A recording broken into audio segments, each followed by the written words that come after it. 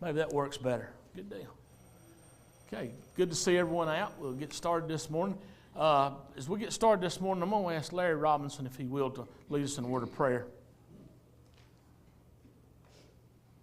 Father, as we come before your throne this time, thank you, Father, for this beautiful day.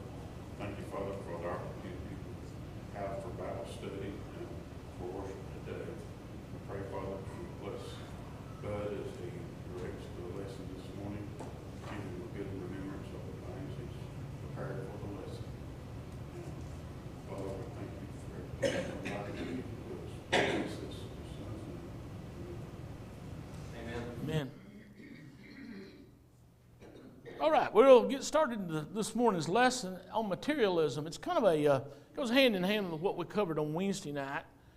We talked about Wednesday night covetousness, and today we're going to talk about materialism and share some ideas. And like I always say, this is your class, and I do encourage input from you and the forum that we have here to be able to have a question to address that, or a thought or an idea looking at that. But materialism, it is, in our one-word study, is in itself something that affects all of us, because all of us possess, own, have materials. Probably way too much. You're right. We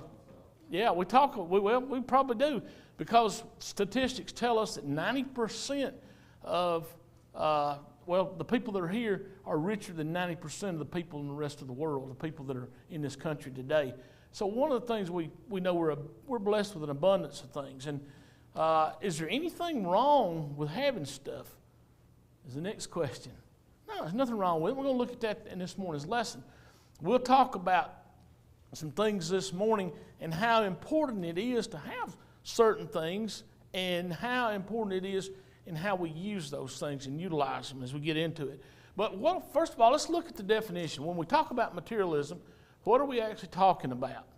And when we look at the definition of it, we talk about materialism and thinking in terms of it. I still got to walk down the aisle. Bailey's trying to help me all he can with upsizing it as much as we could. But looking at it, and I did go to the eye doctor, and the eye doctor said, we're not going to change your glasses till you have eye surgery. So I got to have eye surgery. So that's part of what I got to deal with. So I got to be able to look. But it's due to the diabetes, and it's part of what you deal with it. But I won't make excuses or whine about it. I'll just tell you that's how I got to deal with it. I just got to move a little closer. I'll be a little closer to you. But I'm pretty bad to walk around anyway when I teach.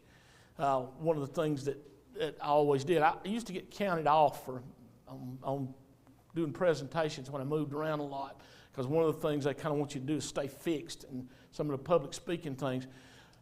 But we talk about materialism. The definition that we look in the dictionary and can find one of the definitions in there, a preoccupation with or an emphasis on material objects, comforts, considerations, with a disinterest or a rejection completely of spiritual, intellectual, or cultural virtues. What does that say to you? Just in that definition.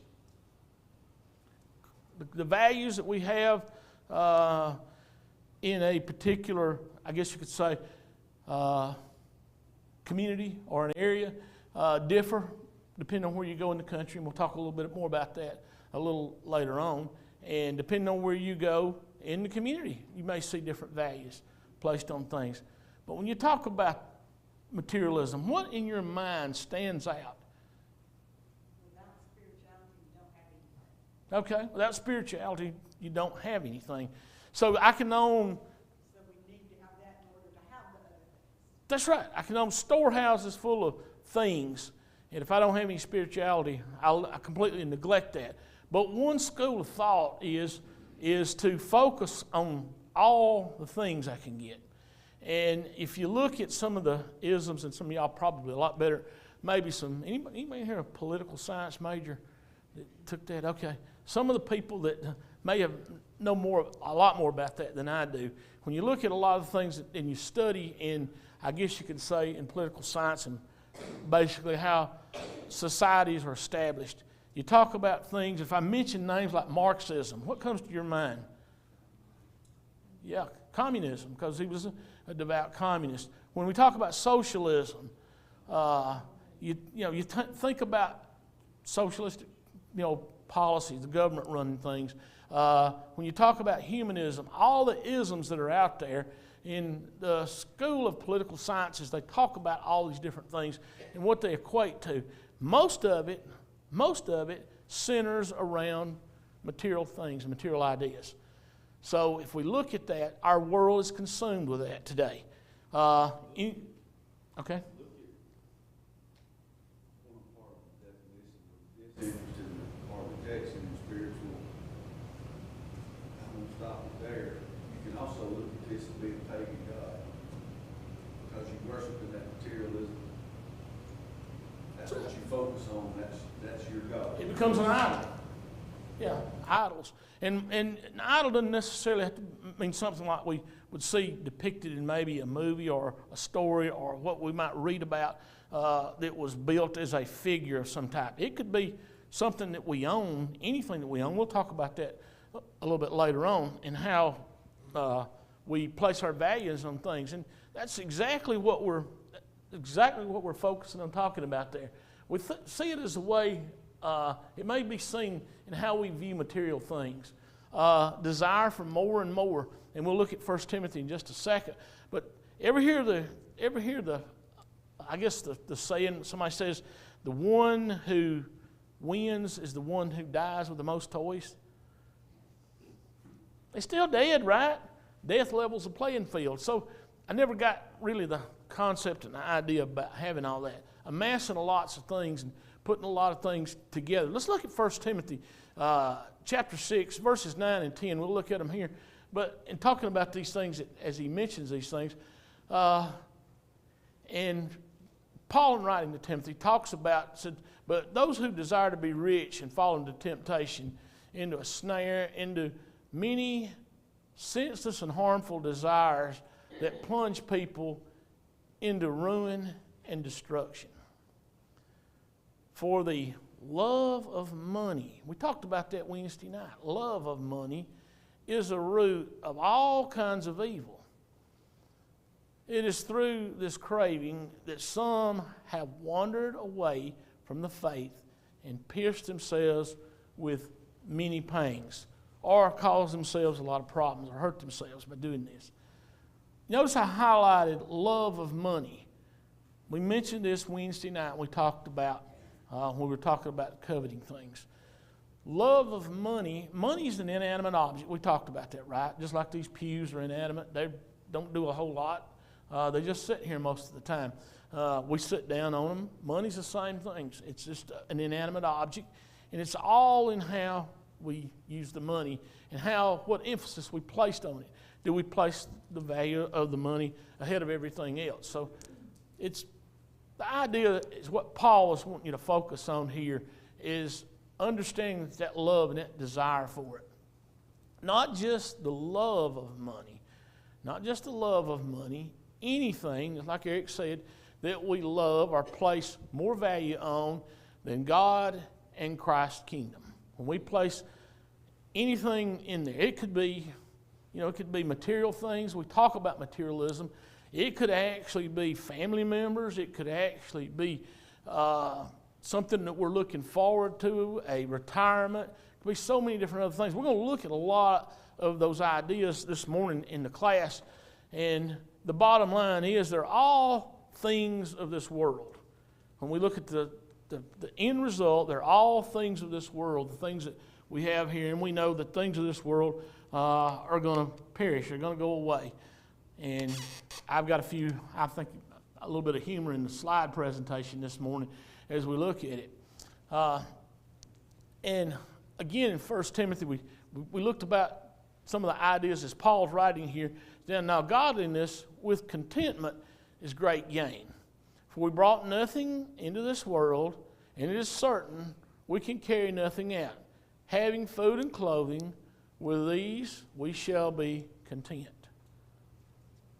So, my next slide, I think you're going to probably get a little humor out of it and what he's saying there.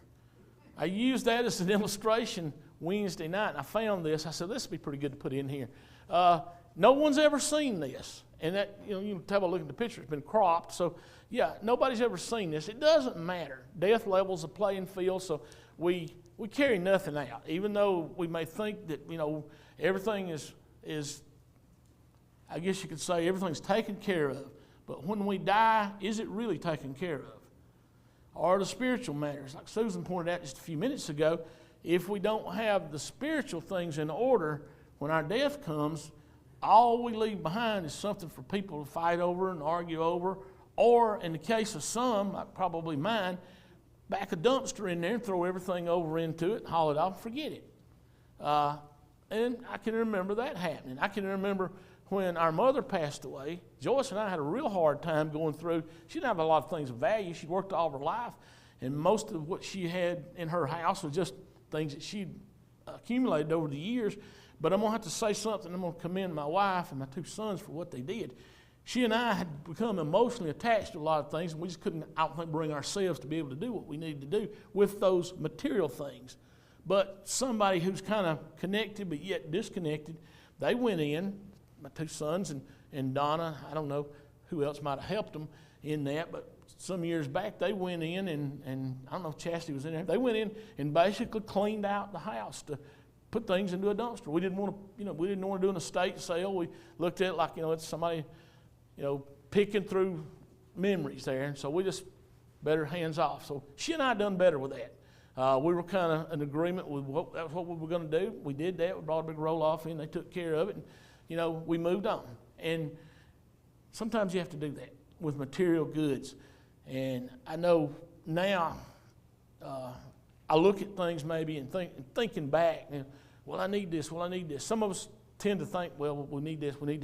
And we become hoarders sometimes in those aspects of what we hang on to. Probably keep things we don't need to keep. And I'm seeing Wesley back there and Chastity nodding their heads. Yeah, you got a lot you don't need to keep.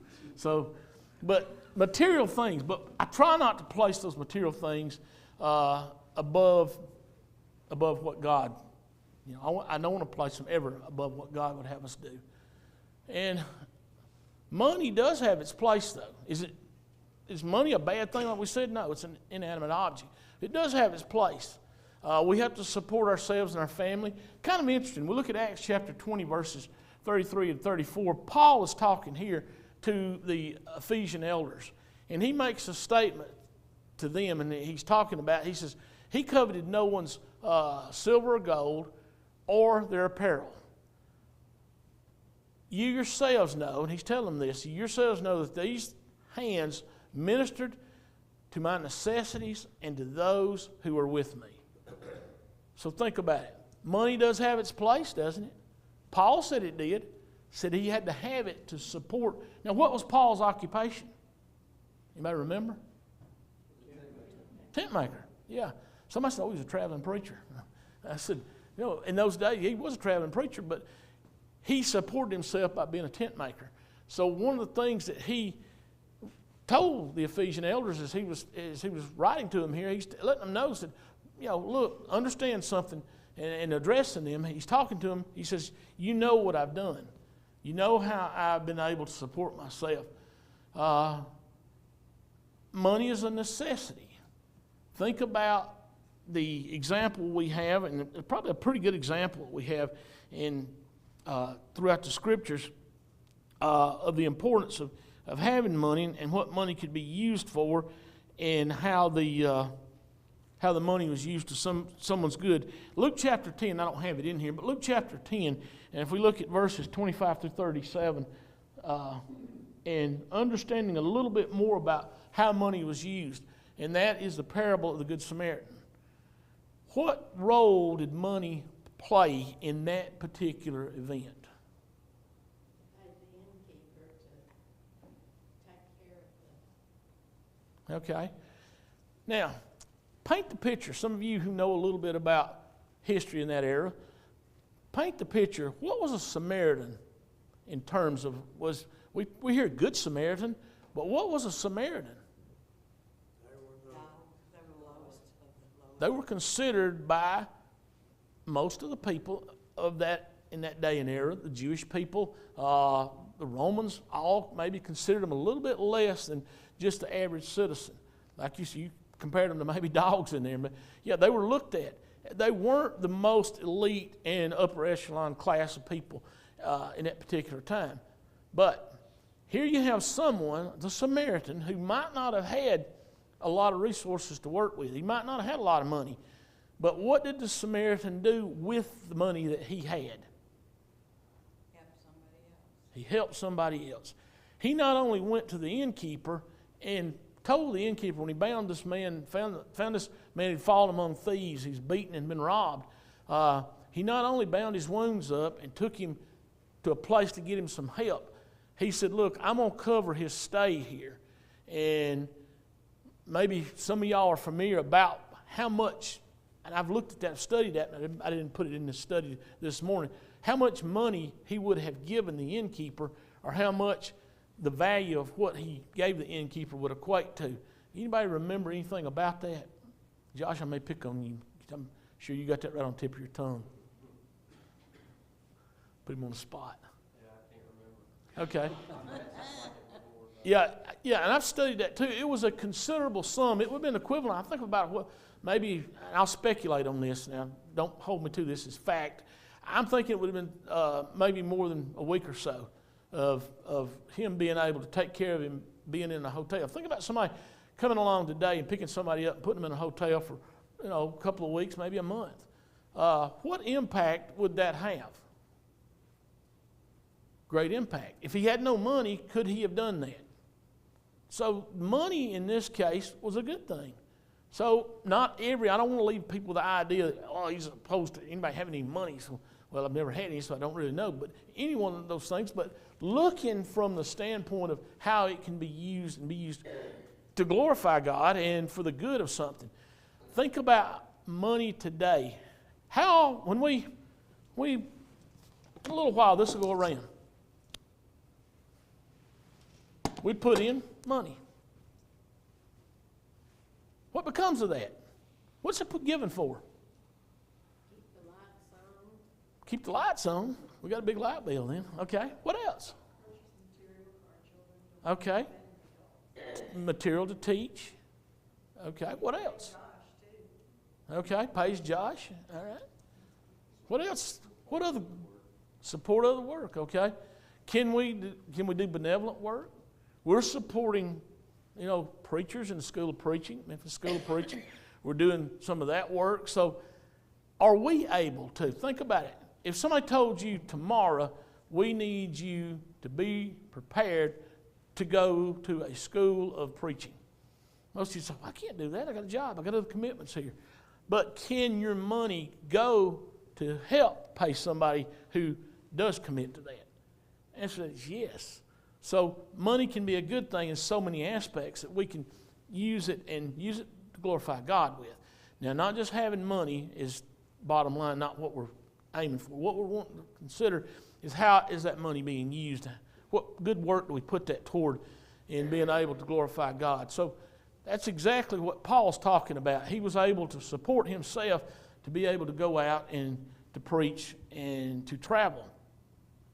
With that being said, one of the things to put in the back of our mind is when we give our money, think about how we give and why we're giving that money. And we usually use the passage, 1 Corinthians, talking about that it was commanded to the early church at Corinth. But one of the reasons that was commanded was so that the work could continue. And Christianity could be spread not just in Corinth, but throughout the world. And I would say what they did in the first century is pretty successful, wouldn't you agree? The thing that they gave and using their money was pretty successful. That happens today, so that we're able to support works in other places. One of the things that I realized that when the congregation had grown to the point where we're now able, at one time we had to have some support financially, but Bowden's now able to support works in other places. And not to boast about it, but I think that's putting money to good use. Training preachers, that's putting money to good use. Buying Bible material, that's putting money to good use. Anything that we do to spread the word and sow the seed is putting money to good use. I think we all would agree to that. Now, is every means that we use 100% successful 100% of the time? No.